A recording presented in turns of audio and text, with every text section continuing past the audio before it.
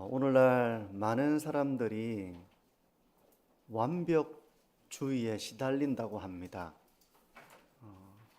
병적인 완벽주의에 시달린다고 해요. 우리나라 사람들의 30% 정도가 이런 병적 완벽주의에 시달린다고 하니까 아마 이 자리에 계신 분들 중에도 해당되는 분이 있을지도 모릅니다. 이게 어떤 특징이 있는가 하면 겉으로는 똑부러집니다. 완벽주의를 추구하니까 겉보기에 똑부러지죠.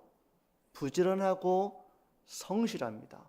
사람이 똑부러지고 성실하고 부지런하니 겉보기에는 아주 이상적인 사람처럼 보이죠. 근데 속을 들여다보면 그 사람은 상당히 많이 불안과 염려 속에 살아가고 있는 겁니다. 그러니까 불안과 염려로부터 벗어나기 위해서 완벽주의를 추구한다는 거예요. 그게 바로 병적인 완벽주의. 오늘날 우리나라의 한 30%가 이런 시달림 가운데 살아간다고 하니 참 많죠. 우리나라 사회가 특히 이게 많은 거거든요. 내가 완벽하게 모든 상황을 통제해야 비로소 문제가 생겨나지 않을 것이고 내가 안전할 것이다 라고 느끼면서 자기를 채찍질하는 겁니다. 이미 지금도 성실한데, 이미 지금도 잘하고 있는데 끊임없이 자기를 채찍질을 한다는 겁니다. 완벽주의예요. 불안과 염려로부터 벗어나기 위해서 자기를 계속 채찍질을 한다는 겁니다. 우리는 그 속을 들여다보지 못하니 겉으로 볼 때는 저 사람은 진짜 똑부러진다, 진짜 성실하다, 부지런하다 이렇게 생각하지만 사실 그 내면을 들여다보면 그 사람이 불안한 겁니다. 걱정이 많은 거예요. 혹시 이런 완벽주의의 삶을 살아가는 분이 안 계십니까? 오늘 본문에서 예수님은 염려하는 자들을 향해서 믿음이 작다고 말씀을 하십니다. 왜 그런가? 한번 30절에서 32절을 보시겠습니까? 오늘 있다가 내일 아궁이에 던져지는 들풀도 하나님이 이렇게 입히시거든 하물며 너희 일까 보냐 믿음이 작은 자들아. 그러므로 염려하여 이르기를 무엇을 먹을까 무엇을 마실까 무엇을 입을까 하지 말라. 이는 다 이방인들이 구하는 것이라. 너희 하늘 아버지께서 이 모든 것이 너희에게 있어야 할 줄을 아시느니라. 믿음이 작은 사람은 하나님이 어떤 분인지를 보는 눈이 약한 사람이에요. 하나님을 보지 못한다는 겁니다. 그래서 하나님을 보지 못하고 현실의 문제들을 본다는 것이죠. 여기서 들풀이 소개되고 있는데 들풀은 가치가 없는 것을 상징합니다. 들풀은 누군가 정성스럽게 가꾸어 놓은 꽃이나 식물과 같은 그런 것이 아니라 아무도 돌보지 않은, 우리가 정원은 함부로 들어가지 않잖아요. 내가 정성과 또 사랑을 가지고 가꾸니 얼마나 귀중합니까? 정원에 피어있는 꽃과 풀과 식물들은 얼마나 소중합니까? 근데 들풀은 아무도 그렇게 가꾸지 않은 가운데에서 그냥 있는 풀이기 때문에 아무도 이렇게 가치 있게 생각하지 않는 것이죠. 그럼에도 불구하고 하나님이 이 들풀을 입히신다는 것입니다. 이런 작은 것까지 입히시는 하나님께서 하물며 너희를 입히지 않겠느냐, 그렇게 주님이 말씀하고 계세요. 생각을 해보라는 겁니다. 하나님이 어떤 분인지를 알고 하나님을 신뢰하고 믿는다면 그 사람은 염려하지 않지만 하나님이 어떤 분인지를 생각하지 않고 알지 못하고 그 하나님을 신뢰하지 않는 사람은 염려한다는 겁니다. 그래서 믿음이 작은 거예요. 그러면 이들의 염려는 뭐에 대한 걸까? 뭘 염려하지 말라고 합니까? 무엇을 먹을까? 무엇을 마실까? 무엇을 입을까? 하지 말라. 이렇게 말씀하는데, 무엇보다도 이들의 염려는, 믿음이 작은 자들의 염려는 무엇을 먹을까, 무엇을 마실까 하는 이 염려입니다. 이 염려는 한마디로 말하자면 생존에 대한 염려라고 말할 수 있어요. 먹고 마시고 살아가는 것, 여기에 대한 염려를 하지 말라고 하지만 믿음이 작은 사람은 생존의 문제를 가지고 염려한다는 겁니다. 들풀도 입히시는데 생존의 문제를 가지고 염려한다는 거예요. 요즘 학생들은 참 경쟁이 심한 사회를 살아가고 있습니다. 과거에 비교해서 훨씬 더 그 경쟁이 심한 것 같아요. 좋은 대학에 들어가려고 힘쓰는데도 바로 불안과 염려가 있는 겁니다. 건강한 어떤 생활 가운데서 열심히 하는 것도 있겠지만 반대로 불안과 염려 속에서 내가 좋은 대학에 가지 못하면 내 삶은 도태되어지고 내 삶은 뒤처지게 되고 내 생존의 문제가 위협받게 될 거야. 이런 염려 속에서 공부를 하는 학생들도 있죠. 학생들만 그런 게 아닙니다. 우리 국민 중 10명이, 만약에 국민에 10명이 있다면 10명 중에 노후 준비가 된 사람은 2명에 불과하다고 합니다. 8명의 사람들은 노후 준비가 안 된 거예요. 가정을 이렇게 생계에 대한 부분들, 자녀 교육 뒷바라지에다가 결혼시키고 이 모든 걸 뒷바라지 하다 보니까 결국 자기의 노후가 준비가 안 된 사람들이 80%라고 합니다. 그러니까 이 사람들은 무엇을 먹을까 마실까 하는 이 현실에서 자유롭지 못한 겁니다. 자유롭지 못한 거예요. 그러니 사실 많은 사람들의 염려가 바로 이 생존과 관련돼 있다고 말할 수 있는 거예요. 우리 여러분들에게는 이런 생존의 염려가 있는지를 자기를 한번 돌아보시기를 바랍니다. 실패할지도 모른다는 염려, 실패하면 안 돼, 나는 완벽해야 돼, 실패하면 경제적인 안정과는 멀어질지도 모른다는 이런 두려움과 염려, 이런 염려에 의해서 부지런하며 성실하며 또 똑부러지는 삶을 살아가고 있지는 않은지 한번 자기를 점검해 보는 것입니다. 그렇다면 그 믿음이 작은 것이라고 주님이 책망을 하는 것입니다.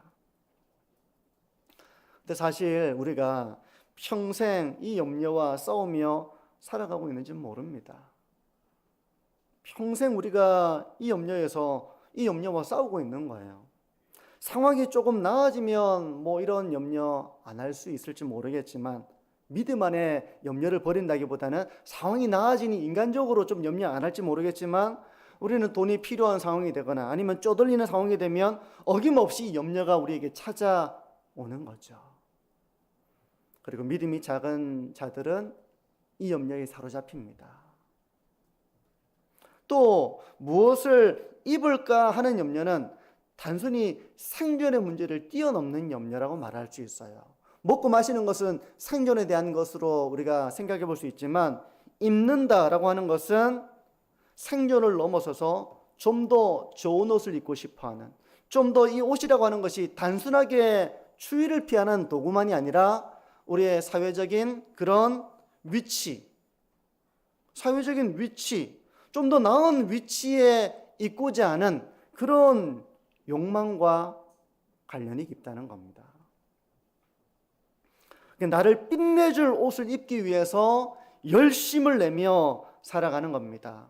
뒤처지지 않으려고 부지런하게 성실하게 나를 빛내줄 옷을 입으려고, 요즘식으로 말하자면 명품 옷을 입고 나를 빛내려고 하는, 그건 먹고 사는 문제를 훨씬 뛰어넘는 문제라고 말할 수 있겠죠.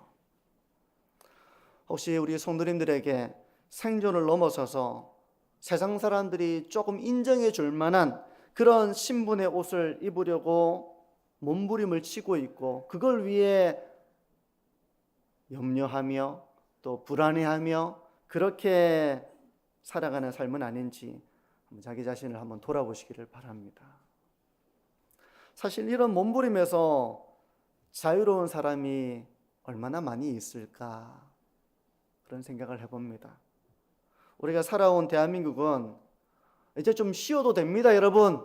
이렇게 쉼과 여유를 권장하는 사회는 아닙니다. 오늘날 우리 사회는 어쩌면 피로 사회라고 하는 이 책의 제목처럼 너무나도 피로한 사회, 너무나도 피곤한 사회라고 말할 수 있을 겁니다. 그러니까 쉬면 안 돼, 멈추면 안 돼, 계속 노를 저어야 돼, 더 부지런해야 돼, 잠을 줄여야 돼, 더 열심히 해야 돼, 이렇게 끊임없이 스스로를 채찍질하기 때문에 너무나도 피곤한 사회인지 몰라요. 그러니 삶의 의미를 묻고 인생을 음미할 시간을 주지 않습니다. 그런 건 나중에, 일단은 지금은 열심히 공부해, 일단은 지금은 좋은 대학에 들어가, 일단은 지금은 성적을 잘 내야 돼, 일단은 지금은 자격증에 몰두해야 돼. 삶의 의미? 그런 건 나중에 하고 일단은 하면서 이런 분위기 속에서 10대와 20대를 살아갑니다. 우리 대한민국이. 부정할 수 있나요? 이런 사회입니다. 구조가 그래요. 그러니 믿음이 없이는 염려에서 자유롭지 못한 겁니다. 믿음이 없으면 이런 사회 분위기 속에서 이렇게 끌려가기가 쉬운 것입니다. 그런데 우리는 이 세상 속에서 하나님이 어떤 분인지를 생각해야 됩니다.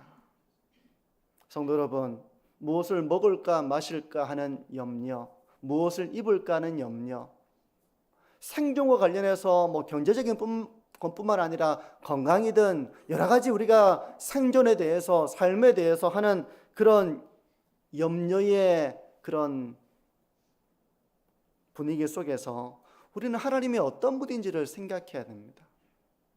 하나님은 들풀도 먹이시는 하나님이시죠. 하물며 존귀한 하나님의 자녀인 우리를 하나님이 얼마나 아끼시고 귀하게 여기실까. 우리가 이걸 묵상하며 생각하며 믿고 신뢰하지 않으면 우리는 어쩔 수 없이 중력의 법칙처럼 물건이 땅으로 떨어지는 것처럼 염려에 떨어지기가 쉬운 것입니다. 지난해 삼성의 이재용 회장의 아들이 해군 장교에 임관하는 기사를 제가 봤습니다. 우연히 봤습니다. 그 기사가 또 있더라고요. 그러니까 아버지가 어떤 사람입니까? 삼성의 회장입니다. 삼성 회장인데 이 아들이 미국 시민권을 포기하고 우리나라 군대에 입대를 한 거예요. 그 장교에 임관을 한 겁니다. 훈련을 열심히 하고 고생도 했겠죠. 근데 임관하면서 이제 그 이재용 회장이 찾아가서 이렇게 자랑스럽게 바라보고 있는 그 사진과 함께 기사가 이렇게 있는 걸 봤습니다. 그러니까 아버지가 삼성의 회장이니 무엇을 먹을까 마실까 하는 이런 염려는 안 하겠죠, 그죠? 하지만 인간이기 때문에 생존에 대한 그런 염려에서 자유롭지는 못할 겁니다. 물론 경제적인 염려는 안 하겠지만 어떤 사고를 당할지, 내가 통제할 수 없는 어떤 일이 일어나게 될지 그건 모르죠. 또 이미 아버지가 삼성의 회장이니 더 좋은 옷을 입어야지 하는 그런 것에 대한 염려를 가지고 있지는 않을지 모릅니다. 아버지가 삼성의 회장이니 그것과 다른 어떤 삶의 목적을 가지고 또 삶의 어떤 그런 바람들을 가지고 열심히 살아가는 모습이겠죠. 저는 우리 하나님이 삼성의 이재용 회장보다 더 많은 것을 가지고 계신 하나님이심을 우리 성도님들이 믿고 신뢰하시기를 바랍니다. 그러면 든든하죠. 아마 우리 아이들이 제가 삼성과 같은 이 기업의 회장이면 우리 아이들이 경제적으로 든든하겠죠. 근데 하나님이 우리의 삶을 책임지고 계시고 우리를 아끼시고 계시고 우리를 사랑하시고 우리를 인도하고 계시다는 그런 믿음과 신뢰를 우리가 늘 묵상해야 됩니다. 신뢰하고 이 믿음을 가져야 하는 거예요. 교회를 와서 예배를 드려도 이 믿음이 없는 사람은 안식할 수 없을 겁니다. 여전히 내 안식은 내가 더 많이 부단히 노력하고 수고하고 땀을 흘려가지고 내가 더 많은 것을 가져야만 내가 비로소 안심할 수 있는 것이라면 하나님이 필요 없죠. 신앙이 없어도 됩니다. 성도 여러분, 믿음이 작아서 하나님보다 다른 것이 더 크게 보여서 염려하게 되고 염려가 또 다른 염려를 낳는 그런 이방인과 같은 삶이 아니라 하나님을 알지 못하는 자들의 삶이 아니라 만물을 지으시고 다스리시는 하나님께서 어떤 분인지를 생각하는 것입니다. 그리고 그 믿음 안에서 담대하고도 당당한 삶을 살아가는 하나님의 자녀된 저와 우리 성도님들의 삶이 되시기를 축복합니다. 그러면 우리가 염려하는 대신에 어떤 삶을 살아야 할까? 우리가 늘 이런 씨름에서 자유롭지 못해요. 무엇을 먹을까, 마실까, 입을까 하는 이런 사회 분위기와 이 땅의 문화와 많은 사람들의 삶으로부터 우리가 이제 어떤 믿음의 삶을 살아야 하는가? 우리를 그 정도로 고민하는 삶으로 하나님 우리를 부르신 것이 아닙니다. 여전히 이재용의 그 아들이 경제적인 문제 때문에 막 두려워하고 염려하고 그런 정도의 삶이 아니잖아요. 그보다 훨씬 더 큰 꿈을 가지고 살아가는 것처럼 우리가 그런 무엇을 먹을까 마실까 입을까 하는 정도의 삶이 아니라 그럼 우리가 어떤 삶을 살아야 하는가?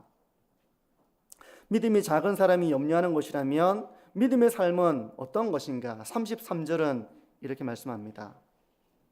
그런즉 너희는 먼저 그의 나라와 그의 의를 구하라.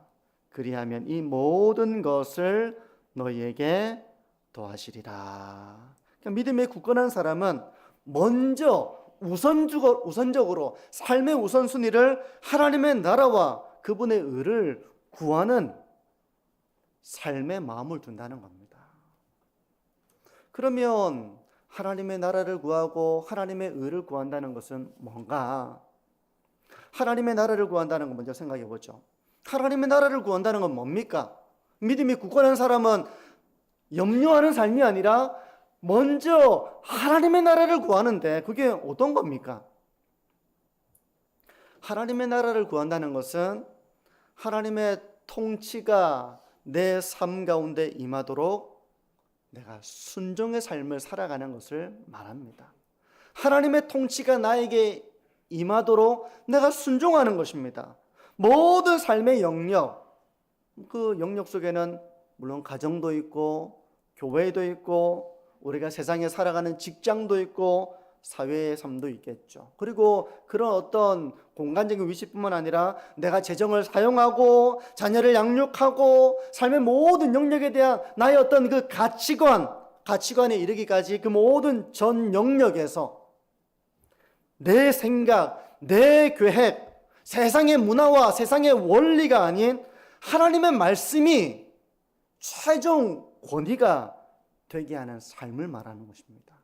하나님의 통치가 나에게 임하여서 그 하나님의 나라가 내 삶 가운데 이루어지도록 하나님 제가 순종의 삶을 살아가겠습니다. 이게 바로 하나님 나라를 구하는 삶이에요. 예를 들어 볼까요?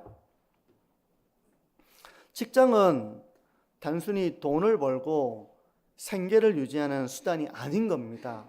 우리 그리스도인들에게는 적어도 그게 아니에요. 세상 사람들에게는 그게 돈을 벌고 생계 유지 수단이 직장입니다. 그것 때문에 직장 생활을 하는 것이죠.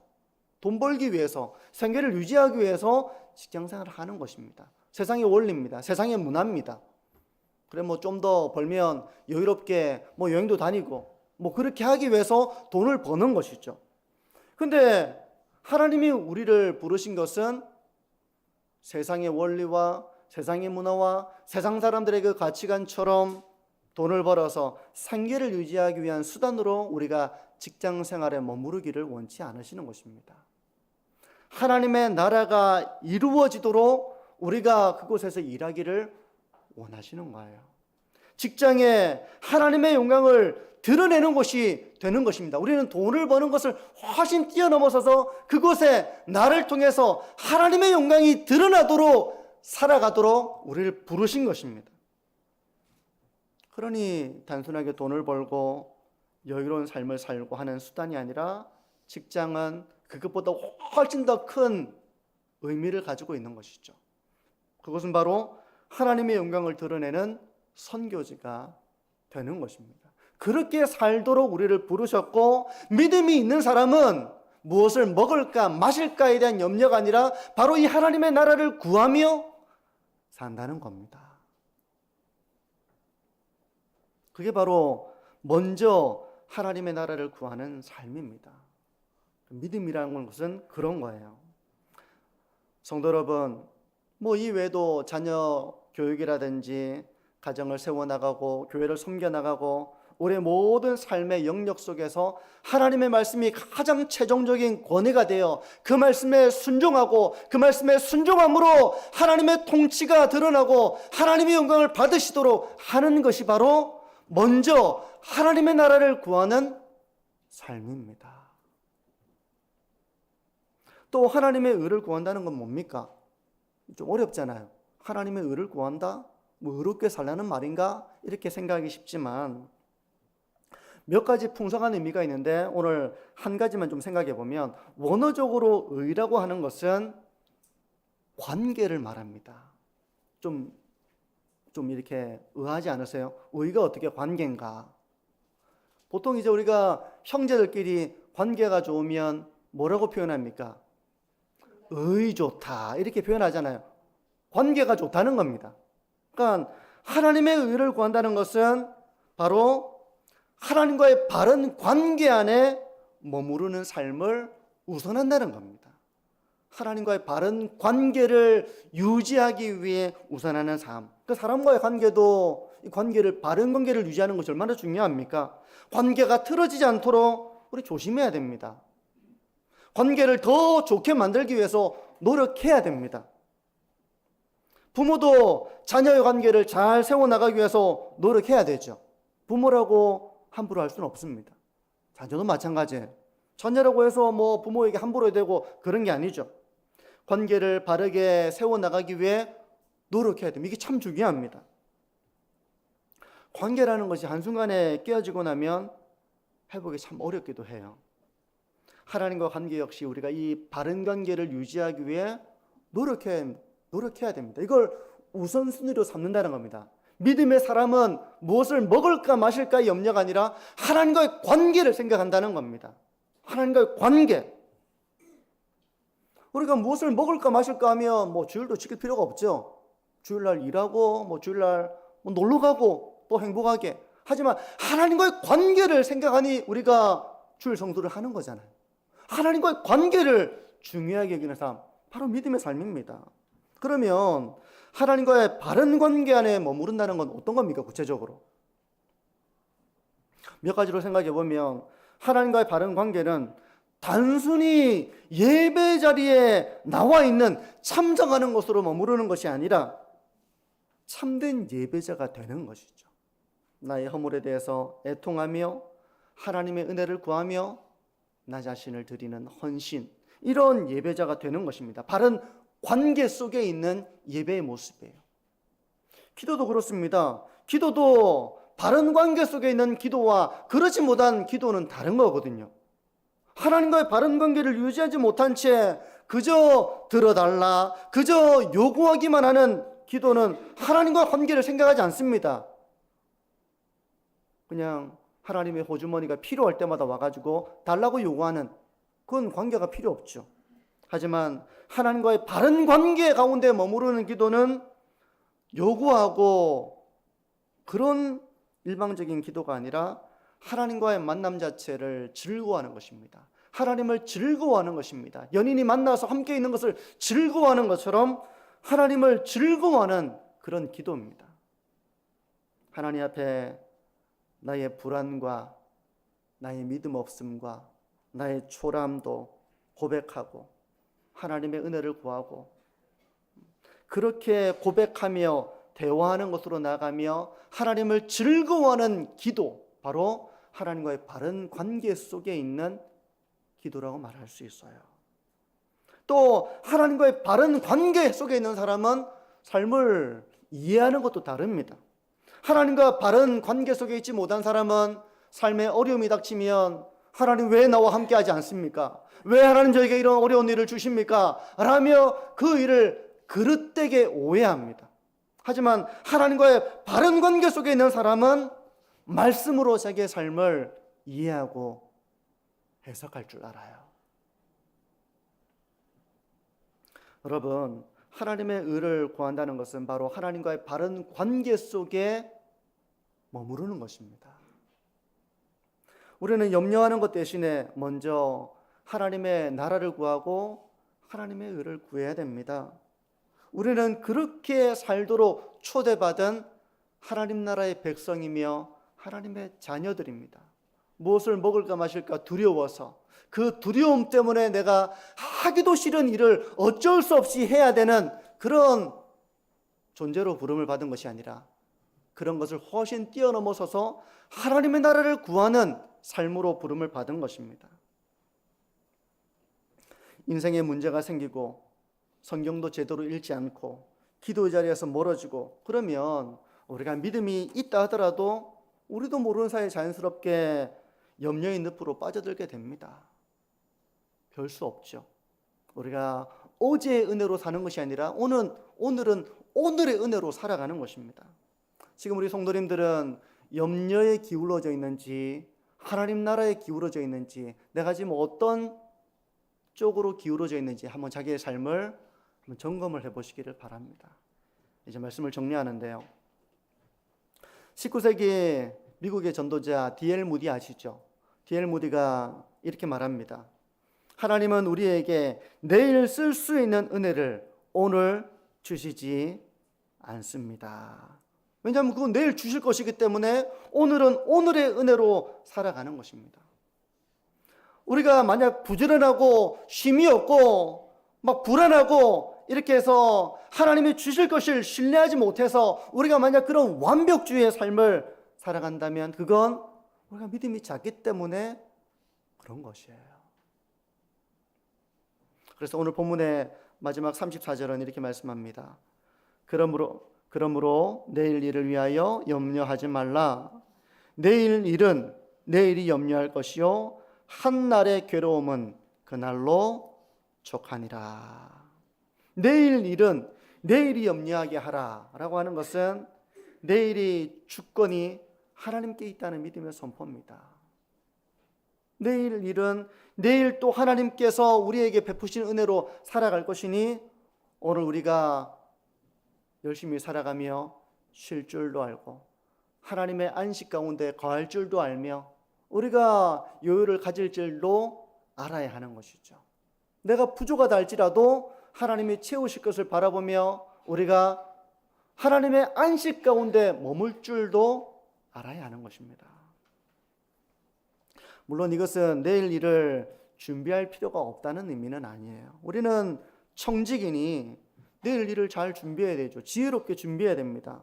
하지만 하나님께서 공급해 주시지 않으면 내가 책임을 져야 돼 하는 염려에서 하는 준비가 아니라 하나님이 도와줄 것을 믿고 의지하면서 지금 내 삶에 성실을 다하는 그런 준비의 삶을 우리가 살아가야 하는 것이죠. 칼빈은 우리의 모든 염려를 주님께 맡길 때 비로소 우리는 진정한 안식을 얻는다. 그렇게 말합니다. 어떻습니까? 요즘 하나님이 주시는 안식을 누리며 살아가고 있는지, 아니면 내가 완벽해야만 내 삶이 안전해 라고 생각하며 끝없이 자기를 채찍질하는 삶을 살아가며 불안해하며 염려하며 그런 삶을 살아가고 있는지 자기를 점검해 보시기를 바랍니다. 그러므로 성도 여러분, 세상의 목소리는 우리에게 끊임없이 열정을 쏟아부어야 돼. 잠을 줄여야 해. 휴식도 해서는 안 돼. 지금은 인생의 의미도 물어볼 필요가 없어. 지금은 무조건 앞으로 향해 달려가야 돼 하며 끊임없이 채찍질하도록 우리에게 말하며 일에 대한 중독자가 되게 하지만 겉으로 보면 그건 참 부지런하고 성실하게 보입니다. 하지만 사실 믿음이 작기 때문에 끊임없는 불안과 염려 속에 그런 삶을 산다면 그것은 믿음이 작은 것입니다. 주님이 기뻐하시는 신앙의 걸음이 아니에요. 오히려 우리는 믿음을 가지고 살아야 됩니다. 들풀도 입히시는 하나님께서 하물며 나의 삶을 붙들고 책임지고 인도하시지 않겠느냐라는 믿음 가운데서 우리의 삶의 방향이 무엇을 먹을까 마실까가 아니라 하나님의 나라와 하나님의 의, 하나님과의 바른 관계 속에 머무르는 것에 우리의 우선순위를 두어야 하는 것입니다. 성도 여러분, 내가 지금 하나님의 나라를 구하고 있는가? 하나님과의 바른 관계 속에 거하려고 힘쓰고 있는가? 자기를 돌아보면서 하나님을 더욱더 의지하고 그 가운데서 하나님이 주시는 삶의 안식과 쉼을 누리시는 우리 모든 성도님들 되시기를 주님의 이름으로 축복합니다. 기도하겠습니다.